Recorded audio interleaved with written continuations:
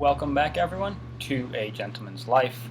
So I have a watch review video for you today. This isn't anything new. This is a watch I've actually had for quite a while, but I finally wanted to review it, and it's not going to be the normal look at the box, look at the watch, talk about the specs type of review. The watch we're going to review, as you can see here, is the Omega Seamaster Professional I have on my wrist. I'm actually going to take that off for a second. So, my Omega Seamaster Professional is what we'll be looking at today. And part of the reason I want to do this review a bit different is, to me, this is one of the, better known mass-produced divers in the world. And there's a number of variations on the Seamaster depending on when it was made and so on. And I think it's interesting to touch on those and take a note as to why I picked the Seamaster I did, essentially. So for that, I kind of want to delve into the history of the Seamaster itself for a little bit. I want to delve in a little bit into the movements of the Seamaster as well, and then just kind of touch on why I picked this one because of all that, and how I feel about it, and then might even flip through the Omega Lifetime magazine together a little bit. We'll see. But I guess for starters, let's get started on the watch itself. I have a few notes here if I'm looking down at all just to make sure I don't miss anything. So this variation of the Omega Seamaster, commonly known as the Seamaster Professional, once the Planet Ocean was released, eventually they started calling this the Seamaster Diver 300M, or 300 meters. And that was just a change in the marketing name of the watch. But essentially, these are the Seamaster Professional. You also have the Aquaterras. They're more of like a dressy watch, but they are rated for water. So technically, you could, I guess, classify them as a diver line. You have the Seamaster 300, which is kind of the redo of the original Seamaster 300. And then you have here the Seamaster Professionals, and you have the Planet Oceans.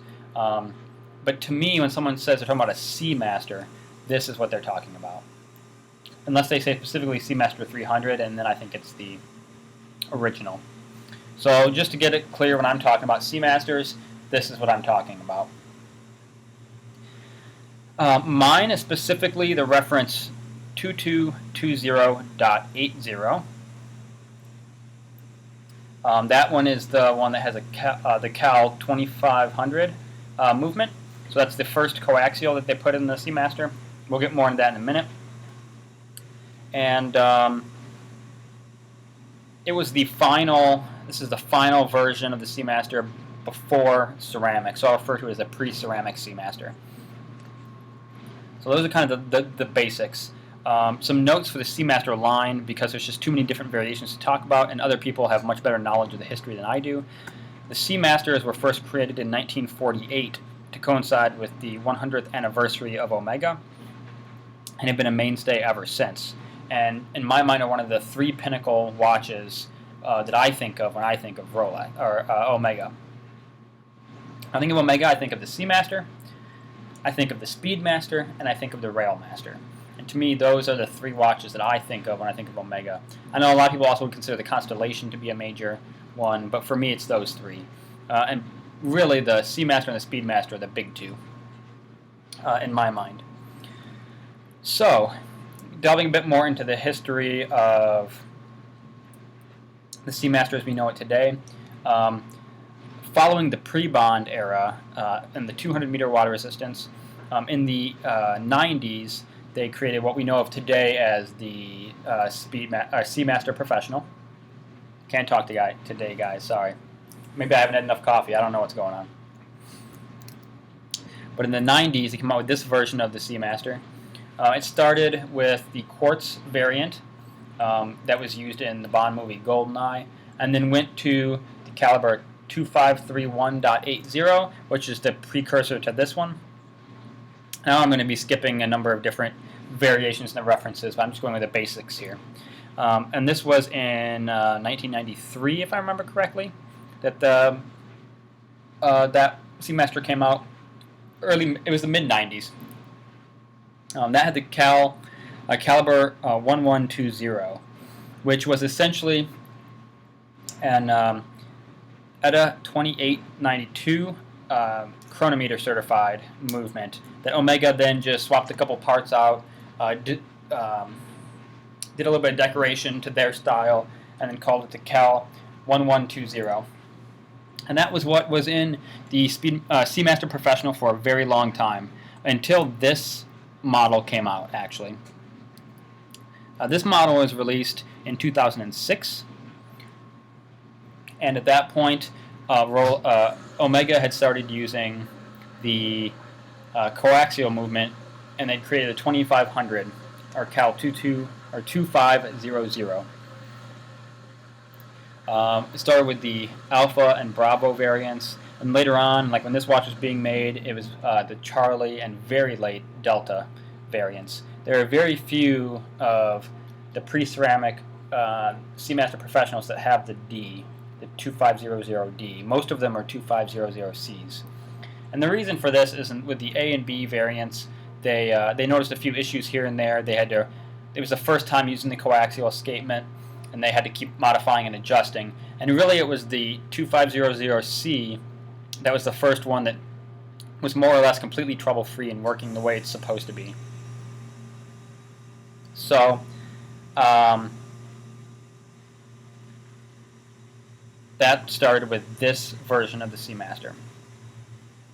Now, you get a lot of arguments, and I don't think it's either here nor there, as people buying pre-owned Seamasters, should they get one with the coaxial movement or without the coaxial movement, if they're looking at the pre-ceramic Seamasters. And many refer to the tried and true classic movement of the 1120, and that being the proper Bond watch, if that's what you care about with the Seamaster. Granted, I'm a complete James Bond nerd. I love all the movies and own all the movies.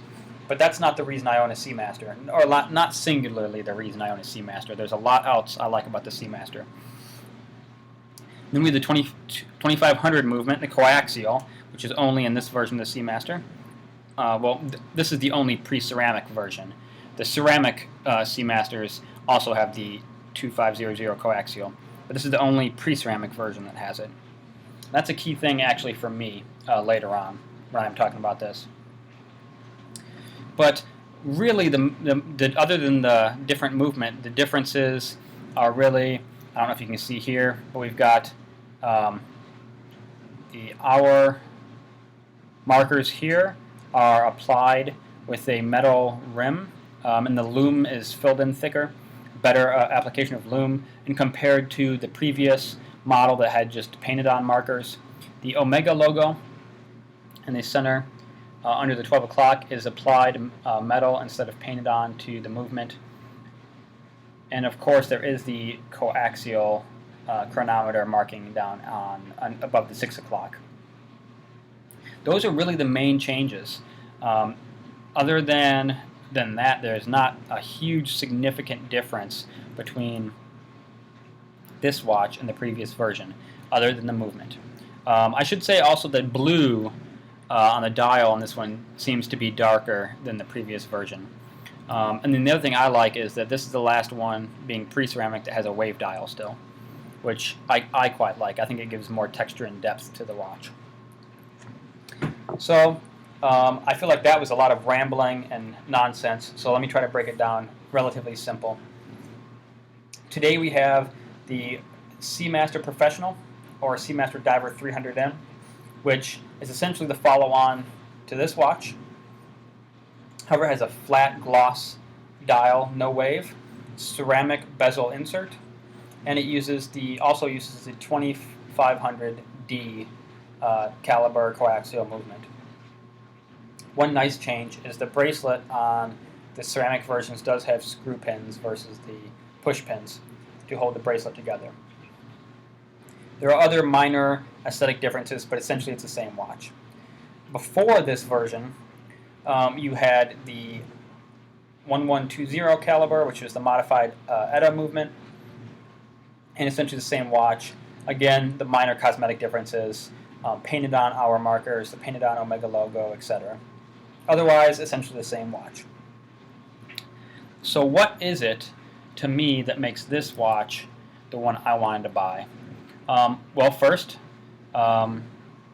aesthetically, I like the applied hour markers and the applied Omega logo, and I think the lume in the applied markers is significantly better, and I really like the depth that that gives the dial. That's just pleasing to me personally. And this may be different for a lot of people, but since I already have a ceramic Tudor, I really like the way watches kind of patina and build character as they age. And I don't think, now we don't know for sure probably, but I don't think with the ceramic bezel inserts you're going to see that as much. You could see this bezel insert in the future. You know, anyone that has this specific watch, as it ages, the bezel inserts are going to be different variations of blue, different colors. And I've always loved that, looking at the old Rolex GMT Masters, GMT Master 1, like the Pepsi dials, and how some people's are almost blue and purple, and some of them are very light red, almost pinkish. And the way the variation of that changes is really interesting to me, and I like that. So knowing that someday that's probably going to happen to this bezel insert, well, I like that. I kind of want that to happen. It really gives it character. Other than that, I also love the bracelet on the Seamaster Professional. It's extremely comfortable. Probably the most comfortable bracelet I've ever had. And then we come to another one of the kickers, which is the coaxial movement. And to me, the movement, reliability, servicing, it makes no difference to me. It's neither here nor there in that case. But what I looked at was, you have a lot of pre-coaxial Seamasters out there. The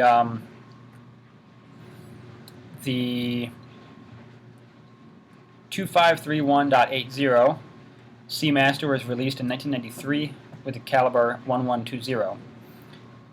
This, the final pre-ceramic Seamaster, the 2220.80 with a caliber 2500 coaxial movement, was released in 2006. They stopped producing this watch in 2012 when they released the first ceramic Seamaster Professional with the caliber 2500. What that means is this watch was only produced for 6 years, and it is the only non-ceramic Seamaster that was ever produced with a coaxial movement. And that interests me. Kind of like how I really love, not only aesthetically, it's like the icing on the cake, if you will. Like with my Tudor, the Pelagus. You know, after about two and a half years of producing the Pelagus, it was less than 3 years of producing the Pelagus. They updated it. They changed the dial a little bit minorly, which I didn't like. I liked the previous look better. But more importantly, Tudor came out with an in-house movement for the Pelagus, which means there are only 2 to 3 years worth of Tudor Pelaguses that will ever have been made with a non-Tudor movement in them, with the ETA 2824.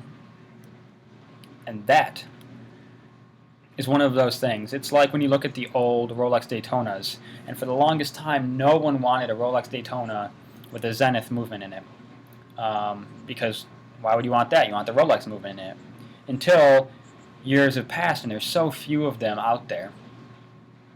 And just knowing you might have one of those watches, to me, I'm not going to buy a watch just for that. But if I already like the watch anyways, and like in this case, I already like the aesthetics of the dial better on this compared to the previous version.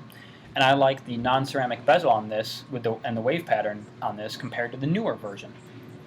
So in my mind, why would I not get this one?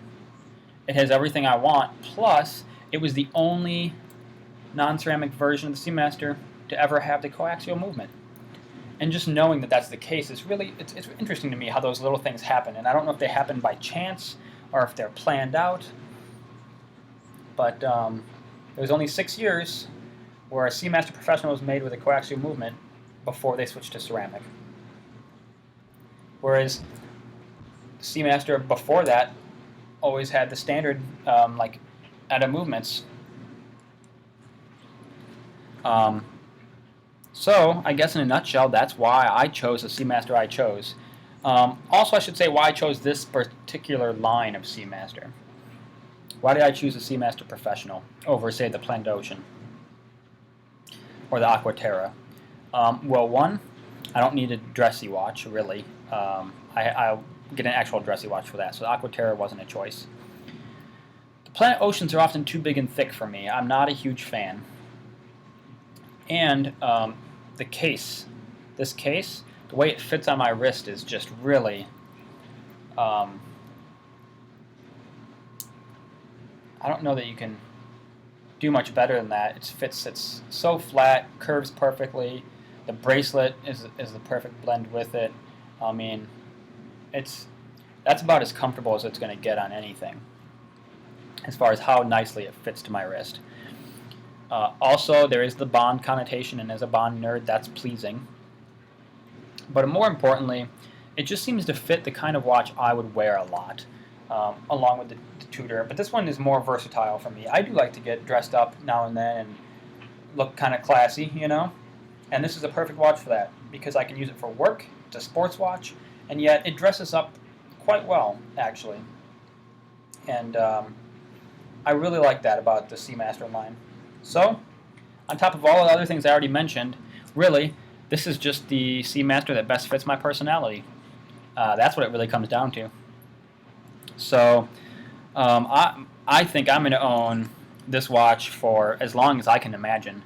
This could very well be a watch I end up passing down to kids someday, or it could be a watch that I hold on to forever and let go once I'm gone, and have other ones passed down to kids first. I mean, it's hard to say, but this is one of those watches I intend to have for as long as I live, pretty much, unless I decide to hand it down to a family member. It just fits with who I am, really, and that's why I chose the Seamaster. I think it's a fantastic watch, and you can't go wrong. So, hope you all enjoyed the review. I'm going to try to do a little bit of flipping through the magazine. I only have this camera right now, so we're going to have to kind of flip through together and look at the Omega Lifetime, issue 15. So we'll kind of look through here. I'll show you anything good I come across that is not advertisements and stuff like that. And we'll have a look, see what we have here. So just Bond stuff. So they do a bit of they have pulled out here and talk with the director of both Spectre and Skyfall about kind of what's coming up. And they talk just kind of about what their ideas were, how they were trying to go about it with the film, which is pretty interesting. That's really nice. Getting a gist of what they were trying to do. These magazines, by the way, are really well produced. They're really well done. Oh, this is lovely. They go into here the Bond Limited Master Coaxial Seamaster 300, which is really a beautiful watch. When you look at that, actually, that is really lovely. I'm a fan of that look. That look is really good. And if the size were right, I would consider one of those just because of the look. It's really timeless, and I absolutely love it, the 300. That one is specifically the Spectre Limited Edition. Really beautiful.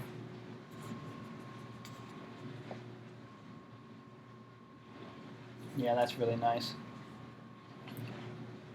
And in here, actually, a little bit, they talk about the history of the NATO strap and how it kind of came to be and how it came to be called the NATO, which is really interesting.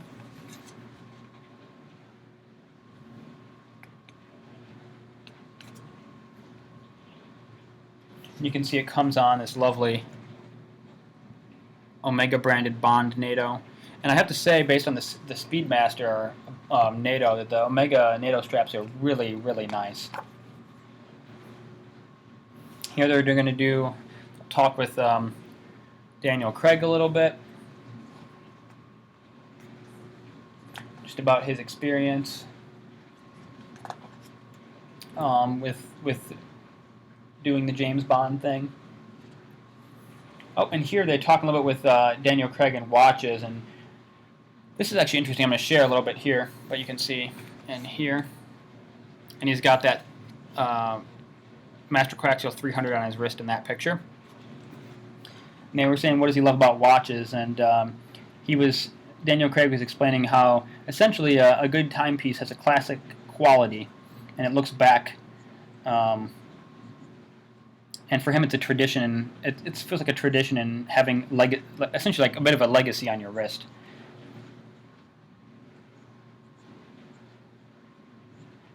What else we got here? He also mentions how when someone asked him how he might be in line for playing Bond, he thought, I'm never going to play Bond. But he decided to go to a secondhand watch store and buy himself an Omega anyways. And he thought, well, even if he didn't get the part, he could always have a reminder that he might have been James Bond. And now he's done 4 Bond movies. So it seems like that Omega he purchased was some good luck right there. Oh, and this is the one I was looking for. You have we're going to have in here the history of the Bond watches. So we'll kind of go through this here. So this was the first one, the first Omega Bond War. This was for GoldenEye. And it was a Seamaster Professional, but the quartz variant. So that one had the painted on hour markers. And you see here it says Seamaster Professional, 300 meters, 1,000 feet. But it doesn't say chronometer, because only the automatics are chronometers. We'll flip it over. So the following 2 movies, Die Another Day, and Tomorrow Never Dies, World is Not Enough, and Tomorrow Never Dies, World is Not Enough, and Die Another Day, all used the version I was talking about that preceded this one, which was the Seamaster Professional, the chronometer with the 1120 caliber, with the painted on hour markers on there, and the painted on Omega symbol. Otherwise, more or less the exact same watch. And then down here at the bottom, you just had a limited edition release, which is the same watch. Oops, sorry, I keep going the wrong direction. The same watch, but it had, like, instead of the wave dial, the waves, it had 007 engraved into the dial instead of the waves, that sort of thing, which is not really my thing. I'm not into that. I like the real versions.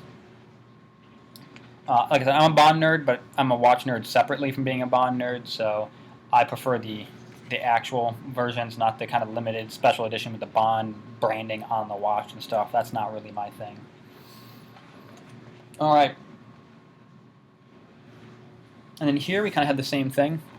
In Casino Royale, they did 2 regular watches and 2 limited edition watches. So Bond wore both the Planet Ocean right here, which they made a special edition for down here, and that has the second hand has a counterweight of an orange 007 as the counterweight. Not really my thing. And then the other watch Bond wore in Casino Royale was both this one, which is right here, and I've already mentioned the differences in that from the previous model. And then here's the special edition version, and that kind of twirling metal symbol that they sometimes use to go, not like a closing door or something. I don't know exactly what it's supposed to be, but that the back of the watch has that, if you can see that. And then after Casino Royale, there was no more Seamaster Professional. In Quantum of Solace, Bond wore a Planet Ocean, and they made a corresponding special edition release. And then Bond also had there was a special edition Bond watch that was the Seamaster Professional that was released with the black ceramic. That also had the 007 counterweight second hand, but it was not part of the movie. It was just a special edition collector's piece. So again, not really my thing. He didn't wear it in the movie. It wasn't a standard watch. And then finally, for Skyfall, again, we've got the 2 watches. We've got a Planet Ocean that Bond wore for most of the movie, and also an Aquaterra that Bond wore in Skyfall as well. And the Planet Ocean had a special edition release as well. And then they also made a Bond 50th Anniversary watch, which was a Seamaster Professional with some special branding as well.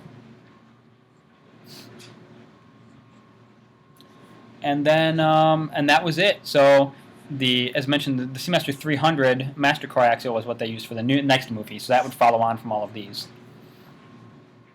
And then they have an article here about the unattainable. So talking about the car, the Aston Martin that was used for Spectre, which is called the DB10, which is a car that doesn't actually exist. It only exists within that movie, not in the real world. More or less a concept car that's never going to get produced. So,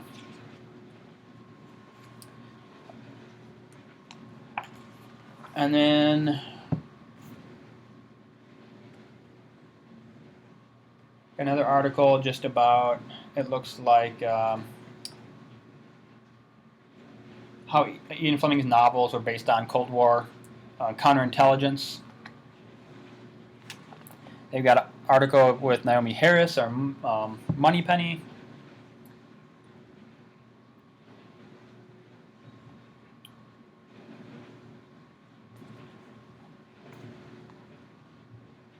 We got a couple other articles in here about just random things. This interesting one, they're talking about this one right here, spy versus spy, and they just go into a little bit of the different types of things that Q Branch has come up with in the movies and those sort of things. And then they talk about the opening. They talk about setting the stage with the opening scene of the movie for Spectre.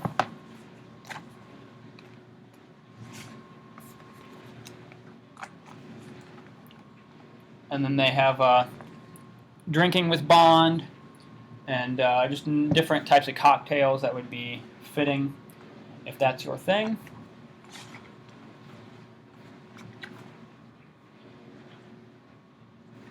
And then they mention a limited edition Aqua Terra that was just released recently, Bond limited edition.